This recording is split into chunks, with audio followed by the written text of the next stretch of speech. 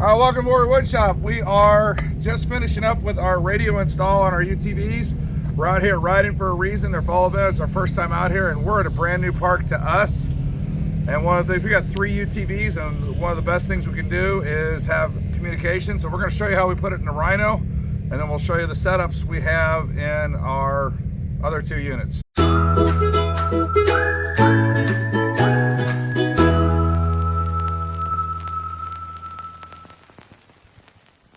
Alright, we're starting with an RM25 on the dash. We got an old Magellan GPS off-roader. I mean, it's about 10 years old, but hey, it still works. Right now we're using the cigarette lighter. We're eventually going to switch it over to power. And there's the mic on a pull string. That way it kind of hangs there. The speaker is a Midland off-road speaker, outdoor rated. Wire runs up and plugs into the back there. Then the antenna wire goes up through and around to this short stubby. So that's one way to do it. Here on the Rhino, we've got same RM25, just again, we wired into the battery. And then we've used this off-road speaker. I'll post a link. It's not as waterproof, but it does have a volume control. That's kind of nice. And the same kind of, you get these at truck stops. I've had them for a while. End up putting the clip off and use a screw to mount it to the dash. Then the antenna wire goes through the dash, follows the roll cage, wraps around there to the back where we've got the antenna mounted. Each UTV is going to have a little bit of different variations, so figure out where you can get through the firewall, mount your brackets for both the unit and your speaker if you're going to use one. Finally mount all your systems, get them wired up. And the last thing you'll do is need to route your antenna wire after you get it mounted. When it comes to the antennas, you don't want to have too much excess wire. So we self-tapped it into one of the seat brackets and then followed along the frame rail. We happen to already have a radio wire going down the dash and then followed along. And then we ended up looping it back because we had a little bit of excess wire before we went inside the dash there. We'll silicone that up a little bit later. Tied into the power switch of the 12 volt. Eventually we'll switch to a relay and a switch system. We marked a key. That way we know where we're at. Again, when we do the underglow and other stuff, we'll switch it up later. Everything's hooked up to the key. Nice and loud. Test, test. Come back.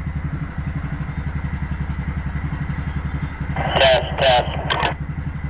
So, at 10 feet it works. He's got about a mile trip to his house, so we'll do some frequent checks over the, and he'll give us a report back. So, go ahead and head out.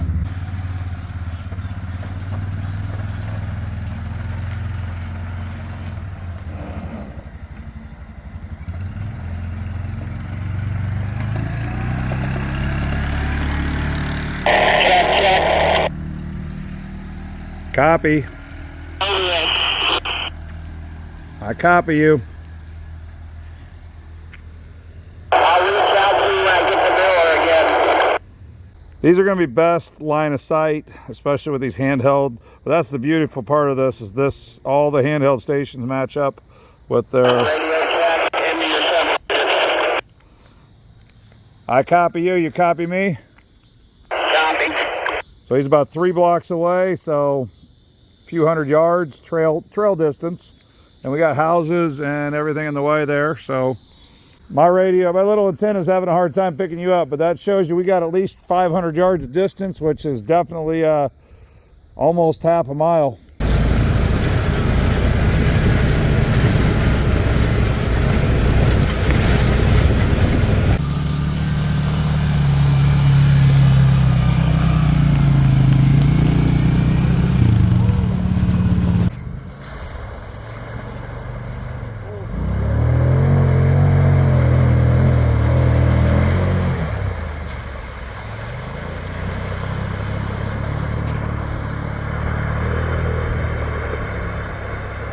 What'd you think of the radios? First trip out. Loved them. Should have done it sooner.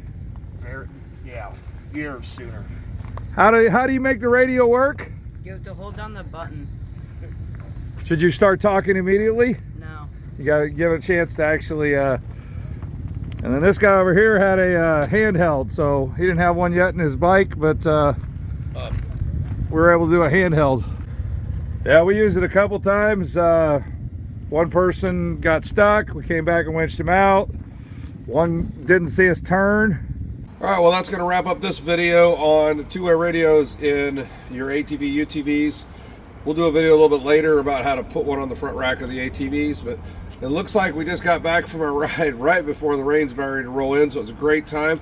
It was my first time at Riding for a Reason. It's their 10th anniversary. Being a survivor myself, it was an awesome event, and if you ever get a chance to go, do it, because I'm going to go again. It's all there is to it. So if you haven't done so, hit that subscribe button, give me a thumbs up, and like it so you can see when we do the ATV radio videos, and other woodworking and trailer and construction videos. So thanks for watching. Now go out and make some sawdust.